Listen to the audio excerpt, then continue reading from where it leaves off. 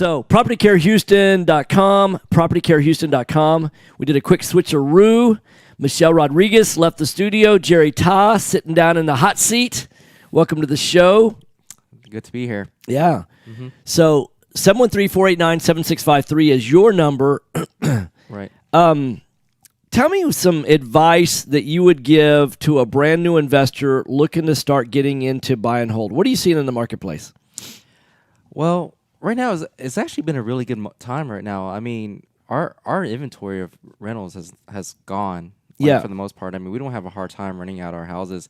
I think the issue with what we've seen with investors that we've been trying to help investors get is finding houses that actually cash flow. Yeah.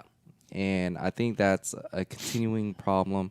We help evaluate, homes for investors, but they're just having a hard time finding homes that will actually cash flow. Cash flow at all, or it's a zero cash flow? So minimal. Yeah. Where it's like there's no margin for error. Right. So you're saying like $100 a month or something like that. What would you say is the minimum margin that you would expect on a monthly basis? Is it $200 a month? Is it $100 a month? I would say at least $200. At least $200. Okay. Yeah. Mm-hmm. And you're saying it's hard for them to find even something that cash flows $200 a month. Right. Now, is that because of the price range? Because the higher, I find the mistake that a lot of people make is they want to rent out $300,000 houses that rent for $1,800 a month. That's never going to cash flow because there's a supply and demand economic curve for purchase price of houses, and then there's a different supply and demand curve for rental rates. Right. And so, if you're around, we find the sweet spot is, a house that is worth 125, 130, 140, 150 that rents for, $125,000 house that rents for $1,500 a month, or a, $150,000 house that rents for $1,800 a month versus a $300,000 house that also rents for $1,900, $2,000 a month. I mean, it's just a couple $100 more. Right. I think a lot of it has to do with, rent increases haven't kept up with home values. Right. As home values have increased, the inventory for houses priced in the 120, 130, 160 is really not there anymore. And even at that price point, you're competing against, owner occupants, and you're never going to beat those guys. Right. And then anybody that's, for properties that are meant for investments or just cash only, I mean, you're competing, Yeah, the inventory of properties below $200,000, it's a shrinking number, right? Yeah. Because due to appreciation, there's no new houses being built below $200,000. I mean, you just can't. Right. Builder can't do it. Time they pay for the land, the construction costs, their marketing dollars, their profit. I mean, their carrying costs, all of those things, and it'll never happen again. We'll never be able to build a house under 200. Under 200, right? I mean, you can't even build a tiny house and put it on a piece of land. It'd have to be really far out somewhere, like land is really cheap or something at this point to even get that anything close to 200 at this point. Actually, you look at even with construction costs at around $100 a foot for big builders, right? And they can sometimes get it down to about 95, but land can only get so cheap, right? You can go out and even if you bought $10,000 an acre land and you subdivided it, time you put the dirt work in and you put the sewer lines in and electrical in, and I mean it's no longer. I mean it's $20,000 a lot, and if the lot cost is $20,000, that gives you can't spend $180,000 on construction, right? Because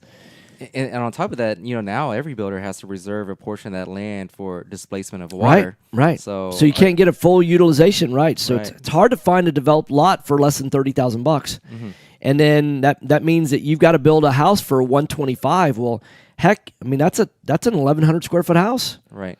At that price point. Right. And and so for not much more, because the cost of construction is only a part of it, because you've still got carrying costs and. Yeah, $300,000 is really a starter home now. Yeah. So that's what's fascinating, or at least $275, something like that. And even then, I've shown homes, weigh it out in Richmond and Grand Parkway and West Park Tollway. Yeah, right. And some of the materials they use now, I mean, they use vinyl plank in new builds. Right. And I was like, this is a rental material for me, but I get to lessen the cost and stuff. They cheapen up some of the materials. Vinyl plank on the flooring. Yeah. Yes, on the flooring. Right. I was surprised to see a new house with vinyl plank. And Yeah. I'm like, wow, okay.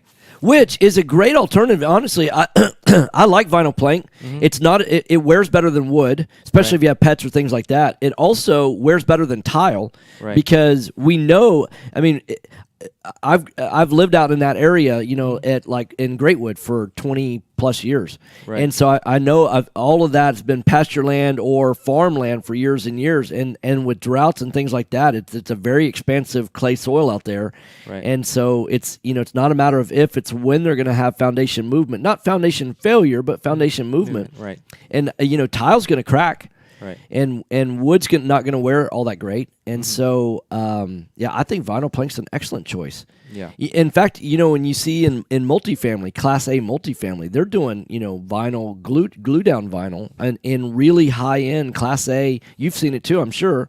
Right. And so, there are new inventions in flooring. Yeah. So what do you recommend in terms of how would somebody evaluate a deal? You want to have at least $200 a month of cash flow. What else do you take into consideration? What are some other mistakes that you see landlords making? Two of the mistakes I see them making is they don't build in any dollars amount for maintenance on the property. They're just expecting, they're going to set a tenant in there, tenant's going to take care of the property, and that 5 years from now, when they move out, you're not going to have to do anything, just re-rent it, right? They're going to move it out. You've got a deposit, right? You're going to. So that's one mistake I see, and then the other one is that they don't allow for any vacancy. Right. So generally, you want always like at least a 10%. And I always tell owners, I have actually one owner that he built in a model where, if tenant wanted something, like if he can get just like he's willing to do any kind of upgrades up to 10% of the annual, like his rent amount that he would receive to keep the tenant happy, because he wants the tenant to stay longer term, right? To keep his vacancy rate low. Right. Mm-hmm. Mm-hmm. That makes sense. So that's one thing that I've seen, like, wow, that's a good idea. Like, he's willing, like, hey, they wanted, he's realizing he's going to spend that money one way or the other. Right. So he can either spend it on having a vacancy or spend it on keeping them in there and keeping them happy. Right. Yeah. So that's one thing. And then vacancy and the maintenance, that is very dependent on, what kind of remodel or what you're doing to the house. Like, if you buy a house and you're changing everything out, I mean, you can kind of expect your maintenance cost to be low for the next few years. But someone that, is not, if you have an old water heater, old AC, or old roof, you got to kind of bake in that cost. It's like, hey, What's the number one system that you see that investors wait too long to replace? Is it water heater? Is it HVAC? Is it, which one?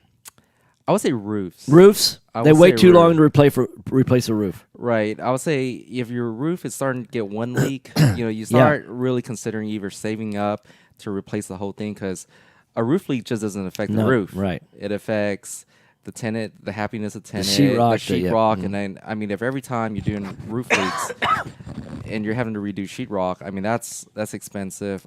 Piping, too. Yeah.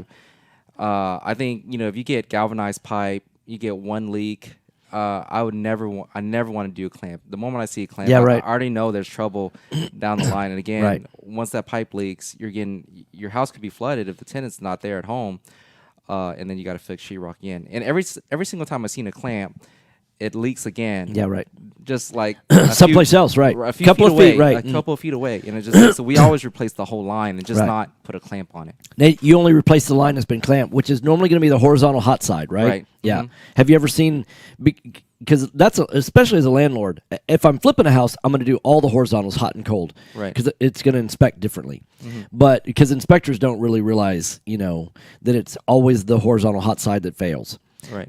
But if you're a landlord, no reason to replace the cold side, because it hardly. Do you ever see it fail on the cold side? No, not really. Not at all. And you never see it fail on the verticals either. Mm-hmm. It always is the hot side on the horizontals. Right. That and one thing, when you're changing hot water heaters or replacing the hot line, be sure to remove your kitchen faucet. Almost every single time we've had to replace a water heater or a hot line. Yeah. The kitchen faucet gets so clogged up that we can't even clean out the aerator or anything. It just doesn't work anymore. Then you spend another couple $100. Yeah. To replace the kitchen faucet. Interesting. A couple $100, really? Or however. Yeah, much, right. Yeah. However much. Well, there is a trick to that. Mm-hmm. If you'll remove the aerator before you start changing the other, and then have it run immediately afterwards, and it has a big enough hole. What happens is that when there's so much debris and it gets caught in the aerator, but then it backs up even further down the line, that will fix the problem. Okay. Yeah. I didn't know that. Yeah, so that little tip. Save you a couple $100. Yeah. Anyhow, so you're listening to Right Path Real Estate Radio. You're coming tonight, right? I'll be there tonight. So we have an event tonight. It's going to be at the Crown Plaza across from the IKEA on I-10. We'd like you to register if you're coming to the event. Go to rightpathrealestate.com. That's rightpathrealestate.com to register to come to the event. It's free to come tonight. I mean, why would you not want to be there? We're going to have a panel of experts talking about how you evaluate deals, and then we're also going to be doing a case study. One of our students bought a property at 58% minus repairs in a Sugarland neighborhood. That's good. Yeah. Everybody, what's interesting is most people, what they do is they do their calculations based on 70% minus repairs, and they and that's their maximum allowable offer, right? So they make an offer based on that. This person did numbers and then built in contingencies and realized that, hey, they're probably not competing with anybody else on this house. Right. And so we're going to be talking about all of those deals. It is okay to offer less than 70% minus repairs.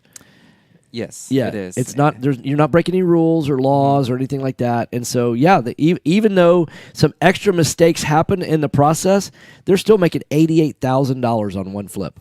I mean, you always got to evaluate the situation it is and see where the seller's at. Yeah. What things. So give Jerry Ty a call. It's propertycarehouston.com, propertycarehouston.com, 713-489-7653, 713-489-7653. Thanks for coming in. All right, thank you. See you tonight. Thanks.